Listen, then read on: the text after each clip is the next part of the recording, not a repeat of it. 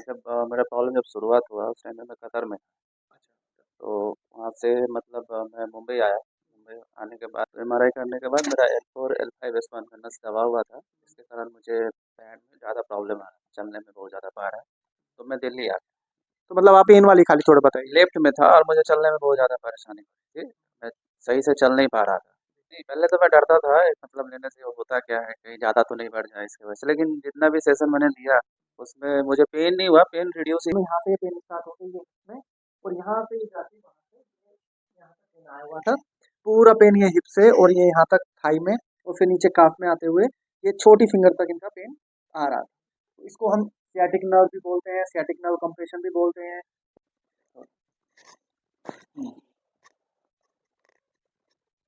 और ठीक है,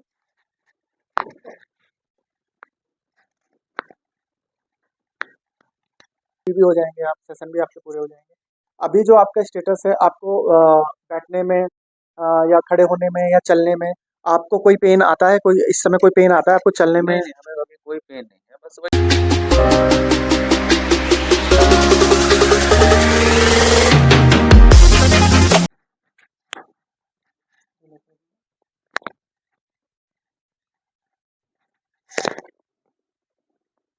छोड़ दीजिए फिर से।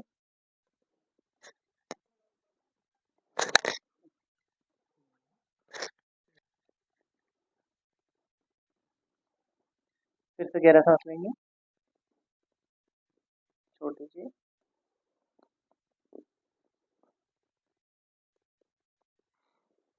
छोड़िए, सांस छोड़िए, चलाएं, छोड़िए। इधर देखिए पीछे, सांस लेंगे, छोड़िए,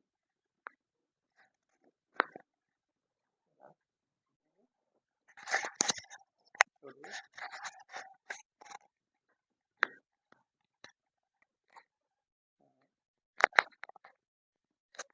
चलाएं।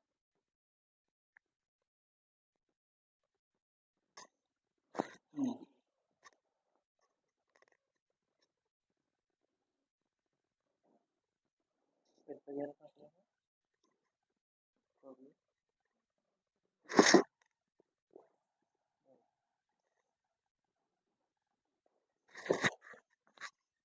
विवेक जी हमारे साथ हैं, जिनकी एज जो है 36 है, और इनको काफ़ी प्रॉब्लम था। नीचे जो है लेफ्ट साइड में पूरा हिप से लेके लेग तक नीचे रेडिएट हो रहा था, और छोटी वाली फिंगर ना वो उसमें नमनेस बना हुआ था काफ़ी दिन से, जिसकी वजह से ये परेशान थे और यहाँ पे आए। थोड़ा सा इनसे जानते हैं कि क्या उनका एग्जैक्टली प्रॉब्लम था और कहाँ से। सबसे पहले मैं आपसे ये पूछूंगा कि आपको ये प्रॉब्लम कहाँ पे थे जब आपको ये प्रॉब्लम शुरू हुआ या आपको ये प्रॉब्लम लगा? उस समय आप कहाँ पे थे? मतलब मुंबई में थे, दिल्ली में थे, कहाँ पे थे? जब मेरा प्रॉब्लम जब शुरुआत हुआ उस टाइम में मैं कतर में था। तो वहाँ से मतलब मैं मुंबई आया। मुंबई आने के बाद एक संजीवनी हॉस्पिटल है, मैं उसमें जाकर डॉक्टर से मिला तो डॉक्टर ने बोला एमआरआई करने। तो एमआरआई करने के बाद मेरा L4 L5 S1 में नस दबा हुआ था। जिसके कारण मुझे पैर में ज़्यादा प्रॉब्लम आ रहा था, चलने में बहुत ज़्यादा परेशानी थी। हाँ। और सबसे छोटी वाली उंगली जो है हम्म, उसमें नमनेस था।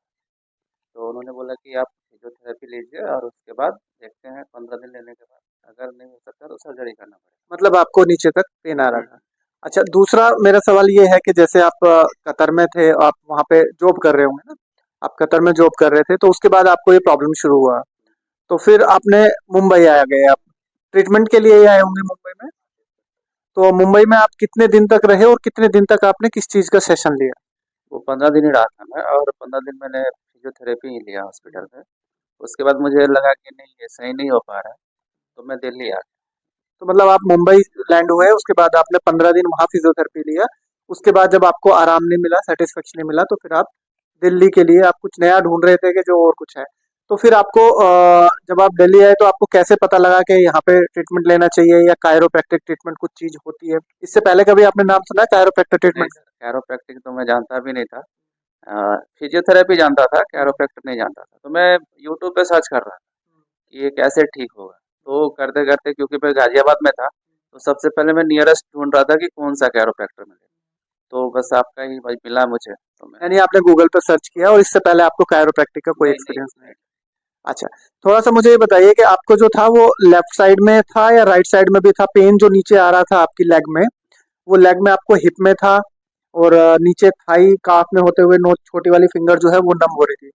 तो मुझे बताइए वो लेफ्ट साइड में ही था या राइट में ही था? मतलब क्या स्थिति थी पेन वाली, खाली थोड़ा बताइए। लेफ्ट में था और मुझे चलने में बहुत ज़्यादा परेशानी हो रही थी, मैं सही से चल नहीं पा रहा था, तो पेन ज़्यादा होने के कारण मैं नहीं चल पा रहा तो वो लेफ्ट लेग में ही था, था। हाँ राइट में नहीं नहीं था? नहीं, राइट। राइट में नहीं था, इनको लेफ्ट में था। इनका बेसिकली लंबर स्नोसिस का केस है और इनका L3 टू L5 जो है वो स्नोसिस है, और जो वर्टिब्रल कैनाल जो होता है उसमें वो नैरोइंग हो जाता है। तो अभी जैसे हमने ट्रीटमेंट दिया तो आपको सबसे पहले तो मैं पूछना चाहूंगा, कायरोप्रैक्टिक ट्रीटमेंट में आपको किसी तरह की, कई बार लोग थोड़ा डरते हैं या फियर होता है कि कट साउंड आएगी या क्लिक साउंड आएगी, तो आपको कहीं कोई पेन बढ़ा या आपको कहीं कोई प्रॉब्लम हुई है ट्रीटमेंट लेने में? आराम की तो मैं बाद में पूछूंगा, पहले आप मुझे बताइए आपको प्रॉब्लम तो नहीं हुई है ट्रीटमेंट लेने नहीं, पहले तो मैं डरता था मतलब लेने से होता क्या है, कहीं ज़्यादा तो नहीं बढ़ जाए इसकी वजह से, लेकिन जितना भी सेशन मैंने लिया उसमें मुझे पेन नहीं हुआ, पेन रिड्यूस ही हुआ। में? हर सेशन के बाद आपको रिलीफ मिला? हाँ, हर सेशन के बाद मुझे। ठीक है, आप एक बार खड़े होके आइए, मैं थोड़ा सा एक बार ये देख लेता हूँ, उधर फेस करना है आपको। हाँ जी, बस बस। तो इनका बेसिकली लेफ्ट साइड था, लेफ्ट साइड में यहाँ से इनका ये पेन स्टार्ट हो रहा था, और लेफ्ट साइड में यहाँ से ये पेन स्टार्ट होते ही इसमें, और यहाँ से ये जाके वहाँ से यहाँ तक पेन आया हुआ था। पूरा पेन ये हिप से और ये यहाँ तक थाई में, और फिर नीचे काफ में आते हुए ये छोटी फिंगर तक इनका पेन आ रहा था। तो इसको हम सियाटिक नर्व भी बोलते हैं, सियाटिक नर्व कंप्रेशन भी बोलते हैं, और कई बार हम इसको लंबर स्नोसिस भी बोलते हैं। बेसिकली इसमें वर्टिब्रा जो स्पाइन होती है वो अपनी जगह से शिफ्ट हो जाती है, जिसकी वजह से नर्व के ऊपर प्रेशर आता है। सो अभी आप मेरे को ये भी बताइए कि अभी जैसे हमने सेशन लिए आपके, अब आपके सेशन फ्री भी हो जाएंगे, आप सेशन भी आपके पूरे हो जाएंगे। अभी जो आपका स्टेटस है, आपको बैठने में या खड़े होने में या चलने में आपको कोई पेन आता है? कोई इस समय कोई पेन आता है आपको चलने में? नहीं नहीं, हमें अभी कोई पेन नहीं है, बस वही थोड़ा। तो इनका ऐसे लोग जिनको वर्टिब्रल कैनाल स्टोसिस है और इनको ट्रीटमेंट की जरूरत है, वो लोग देख सकते हैं कि इनको हमने ट्रीटमेंट दिया है, उनको हर सेटिंग के बाद में उनको रिलीफ भी मिला। आइए प्लीज। तो मैं ये भी जानना चाह रहा हूँ, अभी आपका ट्रीटमेंट पूरा हो जाएगा, उसके बाद आप ठीक हो गए, तो आप क्या मतलब आप वापस आपको वापस जाना है अपने वर्क प्लेस पे, या कैसे, आप क्या प्लान कर रहे हैं आगे? देखता हूँ सर, अभी 1 महीना क्योंकि रेस्ट लेना भी जरूरी है, क्योंकि हो सकता है कहीं आपने जो किया अगर कुछ मुझे गलत तरीके से कुछ करूँ तो फिर वो दोबारा आ सकता है, तो इसकी वजह से मैं भी नहीं चाहता, 1 महीना सोचता हूँ कि रेस्ट करूँ।